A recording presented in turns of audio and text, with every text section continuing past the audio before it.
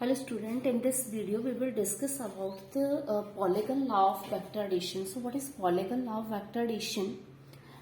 Polygon law of vector addition is if we have number of vectors represented both in magnitude and direction by the sides of the polygon taken in same order, then the resultant vector is represented both in magnitude and direction by the closing side of the polygon taken in opposite order. So we can draw the diagram here. We have drawn the diagram. We have taken here the number of vectors. There are number of vectors. You can see here vector AB represented by vector A, capital A, and this is vector B. This is vector B, and this is vector C. This is vector C, and again this is vector D and vector E. These are the vectors, and these vectors have the same direction. Their magnitude and direction is same. Now we have to find the resultant of these vectors. So the resultant of these vectors are given by the closing side. This is the closing side of the polygon.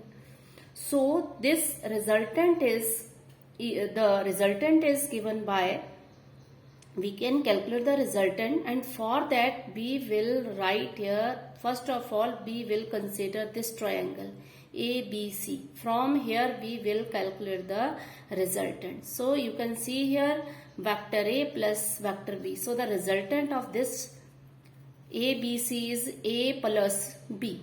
Now second time AD, we have to consider AD. AC we have calculated A plus B. Now AD is equal to, what is AD here? AD is equal to AD. How can we calculate AD? So from triangle ACD, this is A plus B and this is C. So this is equal to A plus B and plus C.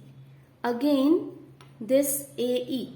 Now we have to calculate AE. So vector AE is equal to, now the resultant of this is A plus B plus C, and this side is A plus B plus C, and this is D. So the resultant is A vector plus B vector plus C vector plus D vector. In the same way, now the resultant, this AF is the resultant. So resultant vector AF is equal to this side, this triangle, we will consider here this triangle. So this side AE plus EF, AE is equal to A plus B plus C plus D, and EF is equal to E. So a resultant, that is AF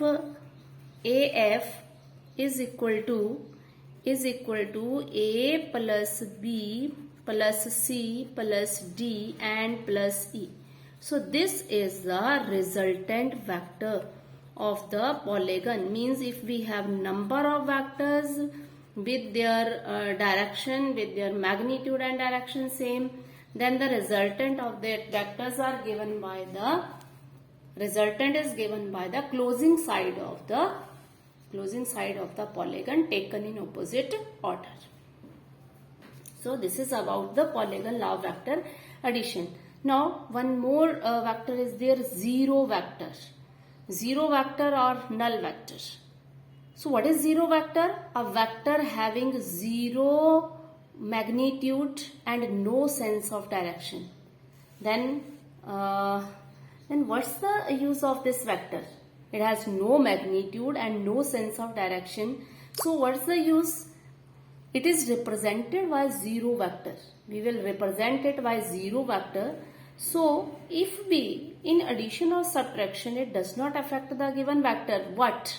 In case of multiplication, if we multiply the zero vector with the number of quantities, with number of scalar numbers, so it will give us zero value. So here in multiplication it will affect the vector, but in addition and in subtraction it will not affect the this vector.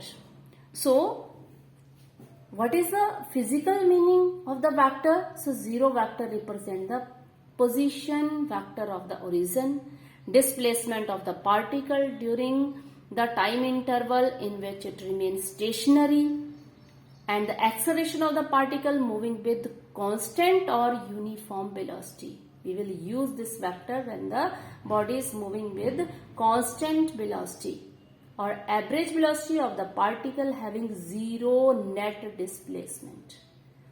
So the concept of 0 help us to represent the physical quantity in a number of actual situations. So it will affect in multiplication, it doesn't affect in subtraction or in addition.